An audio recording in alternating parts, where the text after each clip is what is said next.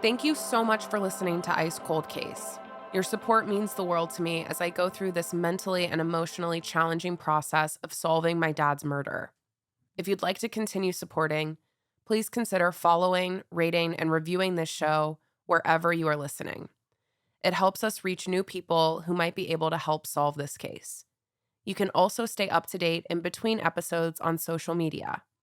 I've started adding research materials and episode transcripts to our website, icecoldcase.com. If you have any tips, you can email them to icecoldcasepodcast@gmail.com.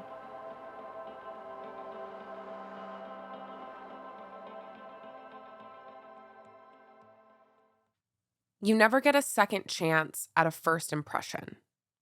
It sets the tone for any relationship.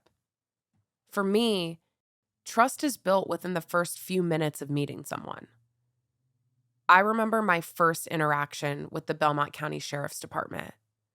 From the second I mentioned J.C. McGee's murder, things felt suspiciously tense. I naively assumed that the police would be happy someone was investigating a 20-year-old cold case. One thing less for them to worry about, and maybe it gets solved and brings some positive attention to the county and the police department. But I didn't get the feeling that these detectives were happy about my curiosity. There was something I couldn't pick up on when I first spoke with the police. But that feeling raised some red flags. And where there's smoke, there's usually fire.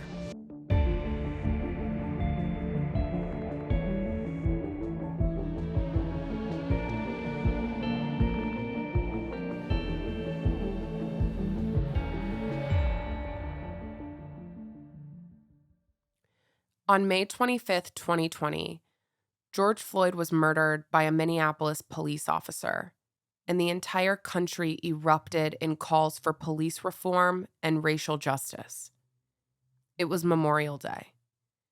A few hours before George Floyd's murder, I had called the Belmont County Sheriff's Department, asking questions about my dad. This day was particularly monumental for two reasons. One, it was a holiday. Because of that, the usual secretary was off for the day, so the officers took turns manning the front desk and answering the phones. When I called, Tom Duvall answered, the only person still working at the Belmont County Sheriff's Department who was on the scene the day of my dad's murder. Nothing is a coincidence. If you remember, in May of 2020, I drove from Portland, Oregon to my hometown in West Virginia and felt inspired to look into my dad's case. It wasn't until the last day of my visit that I finally took the leap and called the Belmont County Sheriff's Department. The initial conversation was somewhat pleasant. I had asked Detective Duvall if he knew how I could get some information about a cold case in their county. What case, he asked. When I said J.C. McGee, there was a pause. I could feel the tension growing through the phone. His voice picked up pace. He asked who was calling, why I was calling, and explained that they couldn't just share information with me. It almost felt like I was being questioned as a suspect. Here's the nuance with cold cases. A case is technically open until it's solved, even if no one is actively investigating. So the phrase reopening a case is not applicable here. My dad's murder was never closed. The case is still very much open. It'll always be open until it's closed. The term cold case, it can be called a cold case 3 or 4 days later. Cold just means is we're not really getting any new information. It does not mean that we are not proceeding with anything we can. Because this is an open case, the police department doesn't have to share everything they have with me. But in order to share anything at all, they would have to get permission from the Belmont County Prosecutor's Office. Detective Duvall let me know once he puts in the public records request, it would take a couple weeks and then I should hear from their office. I gave him my information and hung up feeling a little hopeful that information was coming. Being it's an open investigation still, I can give you the basics of what happened, okay? About 8 hours after that conversation, my mom and I got in the car to start our road trip back to Portland, Oregon. Our first stop, that had been planned for nearly a month, Minneapolis. This is the second reason that day is so monumental. May 25th, 2020, marked a pivotal moment in police-civilian relations, and we were unknowingly heading into the eye of the storm.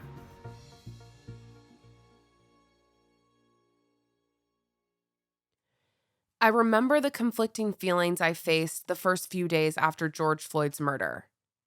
I wanted things to change, but I also knew I needed the police, at least the ones in Belmont County. Without them, how would I ever solve my dad's murder? They felt like my only path to justice. Tensions were high across the country, across the world, for months after May 25th. And I'm sure when I was calling the Belmont County Sheriff's Department that summer to follow up about the police file for my Black dad's unsolved murder, they were on edge. If anything out of the ordinary was in those files, it makes sense why they would be hesitant to release them. What started out as, it'll take 2 weeks to get you those files, took over 6 months of me calling and calling and calling again. Finally, I got the files in December of 2020, after I skipped over the Belmont County Sheriff's Department and directly called the prosecutor's office. I still don't know why it took the Sheriff's Department so long to process my request, or if they sent over my request at all. But that didn't stop me from continuing to reach out. In May of 2021, I did another road trip from Portland, Oregon to West Virginia to visit my family. While I was in town, I wanted to try to sit down with Detective Duvall to chat through this case. By this time, I had carefully combed through the police files and had a lot of questions about the obvious holes. Omar, evidence, Daryl Smith, Butchie, and all the theories I've laid out for you. Detective Duvall agreed to talk with me, so I drove up to Belmont County to meet with him in person. When I walked into the lobby of the Belmont County Sheriff's Department, it was silent. It was still COVID times, and there was no foot traffic whatsoever. I was wearing a mask from Everlane that said 100% human in the corner. When Detective Duvall came out to meet me, I could see his eyes go straight to my mask. It wasn't intentionally a political statement, but given the context, it fit. He walked me back through their office, which happens to be attached to the Belmont County Jail. It was filled with those weird police office sounds. Squeaking radios, quiet whispers. I couldn't help but wonder if everyone in the office knew who I was and why I was there. We went back to Detective Duvall's office, and I asked him if I could record our conversation. He granted me permission while giving me a chilling warning. "My body cam is on," he said. We were sitting in his office, on either side of his desk. What did he think was going to happen in here that he would need his body cam on? As we got to talking, Detective Duvall seemed to keep things very real with me. It didn't feel like he was shying away from any hard truths. He talked about my dad being an informant. He talked about Omar's testimony and his changing stories. He talked about Daryl Smith and the trial. But he said something that I remember sticking out to me. He said if given the chance, he would want to talk with a very important witness. Remember Kim Smith, Omar's girlfriend at the time of the murder, who was also a victim of that home invasion? She had already helped identify one suspect. Kim saw the picture of Daryl and went, "Oh my God, he was there." Detective Duvall thought Kim might offer up more information, since it's been so long and she was no longer connected to Omar. But Duvall told me he couldn't find her. The last he heard, she was living in Pennsylvania. He was very confident in this and had me totally convinced that if he could just find Kim Smith, he would talk to her. Kim Smith, last we heard, she's in Pennsylvania. I'd love to have another talk with her. He went on to tell me that he was nearing the end of his career, only a few years away from being able to retire. But his goal, before he called it quits, was to solve this case. In my career, this case here is one I want to solve. He even said my dad's case gets brought up often in their office. What exactly do they talk about when they talk about J.C. McGee? This case here definitely comes out of my mouth at least once a week in talking to people. This was the first and last time I spoke at length with Detective Duvall. I have tried to get on the phone with him again, but I have barely been able to get a response via email. But he seemed so genuine in his quest to solve this case. And I knew that he was dealing with some circumstances that were out of his control, so I tried to see it from his perspective and his limitations. A lot of things, again, because it's open to, investigation. This has never been closed. And Detective Aller, we have all the files and everything. It's in a box like this. But with Daryl, what the prosecutor's office gave you and what I can answer for you, and believe me, I've given you everything I can. I left feeling a small bit of optimism. Maybe if I could just find out a little more information from my family, Detective Duvall could solve this case. Because I want to solve this case. I do that. I'm not bullshitting you. I'm not sugarcoating it. I want to solve this case. But then, as I was doing some digging, I realized I wasn't told the whole truth. I got in my car, still parked in the parking lot of the Belmont County Sheriff's Department, and I looked up Kim Smith on Facebook. A few seconds later, I found her. She's married with a new last name, but it was her. And she didn't live in Pennsylvania. She did for a while after my dad's murder, but she was back, living in Belmont County. But Detective Duvall said he couldn't find her, and that if he could, he would want to talk to her. But she's not hiding like he made it seem. So I emailed him, and I shared that I found her on Facebook and that she was living in the area. But Duvall never reached out to Kim to follow up. Kim Smith is not hard to find. Even Alyssa runs into her around town. And Kim, why the hell would she move back to Blair, is what I'm trying to figure out. She's around here. Belmont County is situated in rural Ohio. On the border of West Virginia, this area has a mostly white population. The police force reflects that. Detective Nippert is white. Detective Duvall is white. The current investigator, chief, and sheriff in Belmont County are white. I hate to assume, but I would probably guess that every officer assigned to my dad's case was white. I'm not trying to make it about race, but for my dad, the system that was meant to protect him didn't have anyone who looked like him. The bond between cops holds them together, but it doesn't hold them accountable. In a sense, they are above the law. There's no one checking the police if they don't follow protocol. So what's the point of the protocol? Cops are supposed to tape off a murder scene. They call it securing the scene. But my dad's house was never taped off to prevent people from walking in and out. So what happens if the police don't tape off a murder scene? Who do they answer to? They answer to one another, their peers. Cops are more likely to give grace to other cops. That blue bond is a tie that binds. Whether it was subconscious bias or blatant disregard, my dad's case was brushed off by most of the officials in Belmont County. How did they overlook this? I don't understand how the Belmont County Sheriff's Department let a murder investigation go on for 21 years and get this complicated.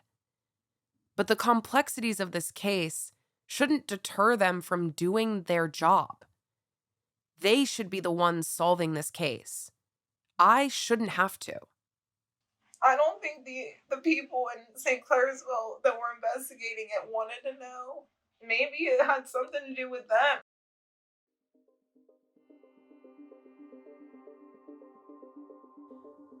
On page 11 of the police report, my dad was identified as a confidential informant. An informant is a secret source who works with a contact officer to supply information on criminal activity to the police. Most people would just call that a snitch. Identities of confidential informants are not public record. It could put the lives of the informant or their family in danger if it was made public. However, if someone goes to trial because of information provided by an informant, their identity is revealed. There was no system in place to protect my dad if his identity was made public. The people you see in witness protection don't usually look like my dad. Black men who may or may not be drug dealing don't get the same treatment as white whistleblowers. My dad was putting a lot on the line to be a police informant. The only people who would know why he took such a risk would be my dad and his contact officer, Detective Nippert.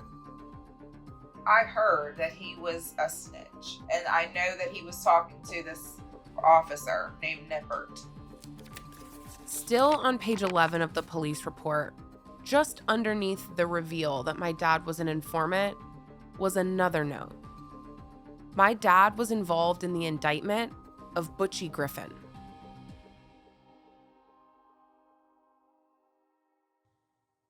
If my dad was murdered because he was an informant, that would not be a good look for the Belmont County Sheriff's Department. They would probably have a hard time recruiting more informants if one of their own was murdered for outing someone. I started to wonder, not necessarily if a cover-up was happening on behalf of the Sheriff's Department, but if only half the story was being shared in these files. If these files revealed an informant died for sharing information, and word got out, it could significantly halt the flow of information to the Sheriff's Department for a long time. Belmont County is a high-traffic area for drugs, and its proximity to Wheeling, West Virginia, made it a hot spot for the feds to crack down on drug dealers. The unique positioning of this area allows you to cross from Ohio to West Virginia and from West Virginia to Pennsylvania in less than an hour. That makes any drug crime a federal offense. The ACLU calls the war on drugs the new Jim Crow, citing that these laws had and continue to have the most harmful impact on Black people and were created to penalize Black Americans more than they were created to help enhance the lives of everyday citizens. Racial disparities exist at every level of the criminal justice system, from arrest to sentencing. The NAACP reported that African Americans are incarcerated at more than 5 times the rate of white Americans. The police in Belmont County were cracking down on drugs. I know I could sit here and blame 100 people for my dad's murder. It's really only the fault of the man who pulled the trigger and anyone directly involved in the events that transpired that morning. But I blame the system too. The system that puts Black people in jail at rates much higher and for sentences much longer than white people for the same crimes.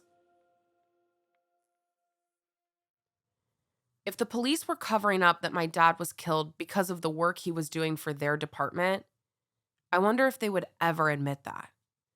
Police officers seem to want to protect and defend their own, even if there is questionable behavior.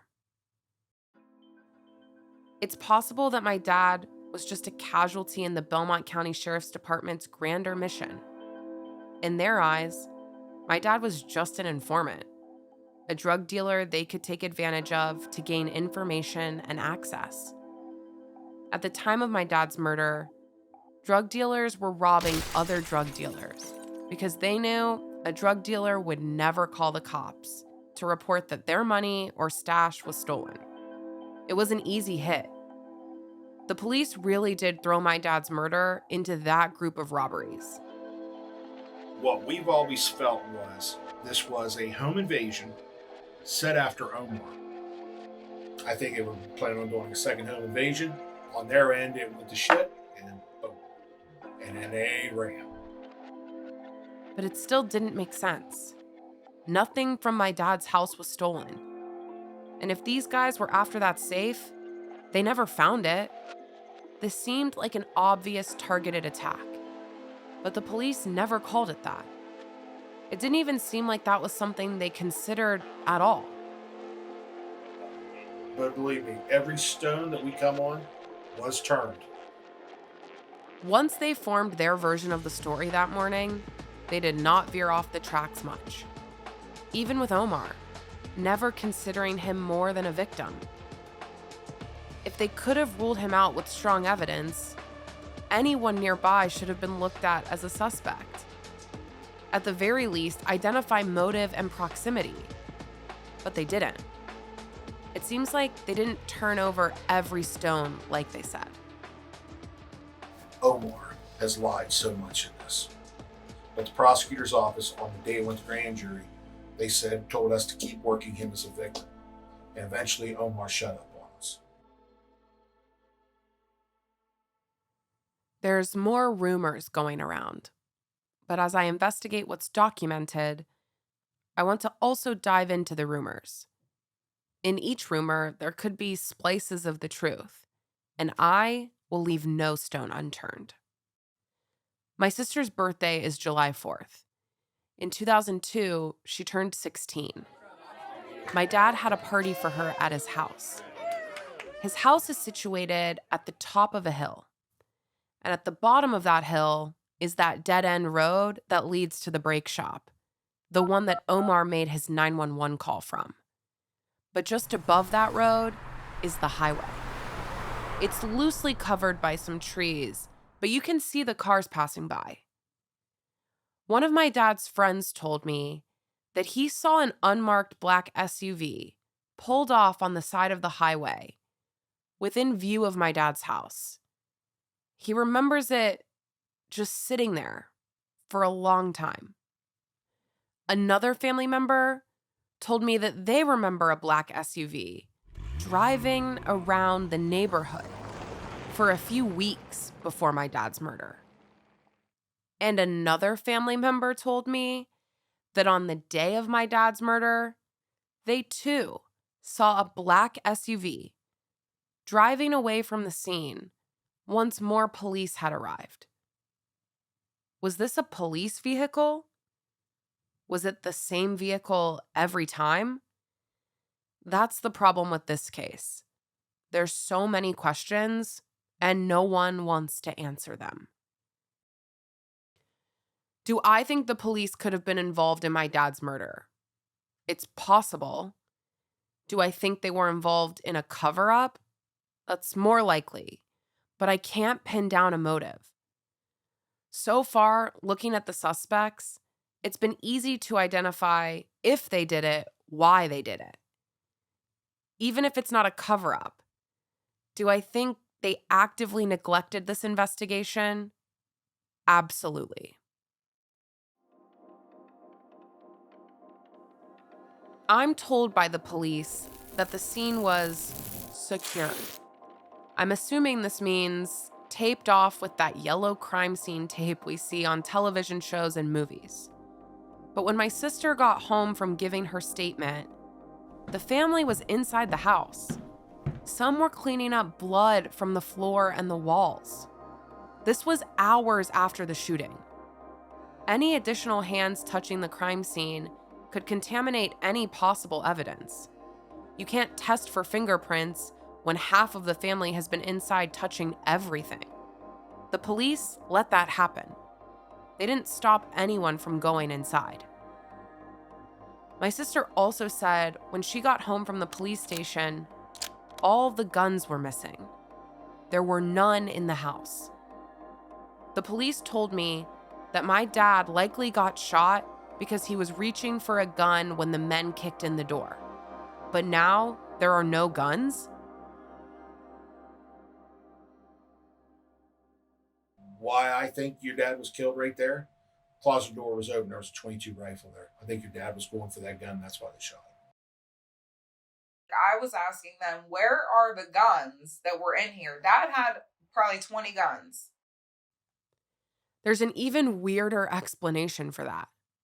Alyssa saw one of my cousins sitting in the bed of a truck with blankets over something when she got home. At the time, she didn't have the mental capacity to be monitoring what was going in and out of the house. She just watched our dad die. But it's stuck enough that she remembers it still. Detective Nipper, the cop my dad was reporting to as an informant, told my uncle to get all the guns out of the house. So he did. He was protecting a truckload of stuff that was coming out of our house when Dad was murdered, the day he was murdered, and I came back from the police station after being questioned by the police to the whole house full of our family. Our whole family was in the house. A few weeks ago, my dad's good friend called me. He had listened to the podcast and had never heard that my dad was shot with a shotgun. I'll admit, I have heard many different types of guns, even from the police. But a shotgun is what's listed in the police report, so that's what I went with. My dad's friend pointed out that my dad owned a shotgun, and he had never considered until listening to my podcast that maybe my dad was shot with his own gun. That would be a weird coincidence if my dad was killed with his own gun, and that morning, the police told my uncle to get all the guns out of the house. In our photos we have, he had a 22 rifle there. And I think he heard something there, and that closet door was open. This can't be proven unless there were photos of the house with no guns. I've never seen the list of evidence collected from the scene. I have no photos of anything.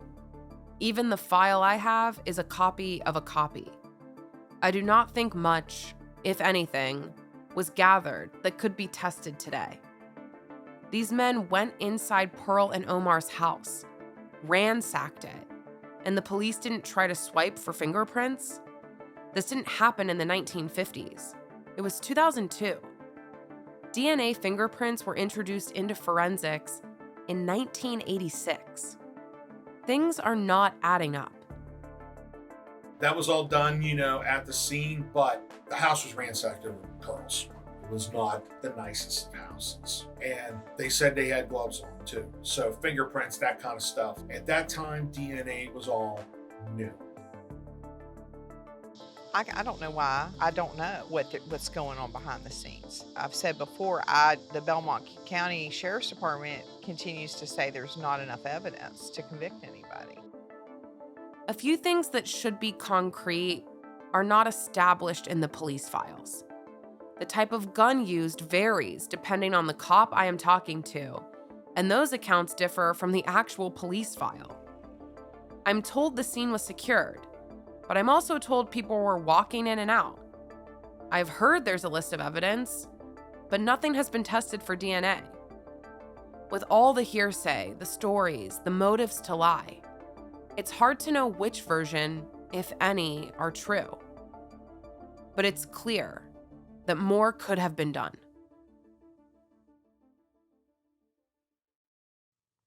The current lead investigator for the Belmont County Sheriff's Department is Detective Ayler. I reached out to him a few months before this podcast was released. We chatted in April for a little over an hour about the case. He was working at the jail at the time my dad was murdered and wasn't involved in the investigation. He only knew the general story, but he seemed willing to go back and investigate. But it got me thinking. As the lead investigator for Belmont County, how do you not know a lot about one of your very few cold cases? I don't know what happened. And I talked with the prosecutor about this yesterday because I wanted to go over some stuff. I didn't know how much I could talk to you about, so I wanted to see what he was okay with me sharing. He was pretty open. One of the many struggles with this case, and my mission to solve it, is that I'm at the mercy of the people who aren't taking this as seriously as I am. I need my family to come forward with what they know. I need the police to investigate the right people and ask the right questions. I can only make this podcast and hope it gains enough traction to pressure the officials in Belmont County to do more. Some of my family, my dad's siblings, and even my mom, called the police department for years after my dad's murder, trying to get the police to further investigate. My family shouldn't have to beg the Belmont County Sheriff's Department to solve this case. And I never went and said, hey, can you guys help me? Because it's like, why aren't you doing anything? And the family did. I'm pretty sure that people who cared probably did call in and say, hey, how come you haven't done anything with my brother's murder? This case was mishandled, mistreated, and ultimately neglected for reasons I'll only be able to guess and never be able to prove. Blame has been tossed back and forth from the family onto the cops and from the cops onto the family. During a conversation with Detective Nippert, my mom remembers something that stuck out to her. When I reached out to the detective, he told me that he felt the person that was responsible was already incarcerated, that if the family wants it solved, it will be solved. Next time on Ice Cold Case. Because eventually, you're going to get somebody in a ringer, and they're going to say, I know something. I think Omar's old girlfriend Kim is a wealth of knowledge, but she's not going to say anything. And I think the family knows this. Do they want to admit it or not? I don't know. Like I said, you weren't involved in their life. I don't know if they don't want a skeleton brought out. That's a good possibility.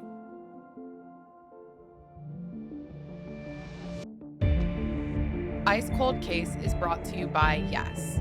It's written and produced by Madison McGee. Also produced by Jeremy Bembo. Recorded by Danny Sellers. Mixed by Cody Campbell. Our music is by Matt Bettinson, with creative direction by AJ Christensen.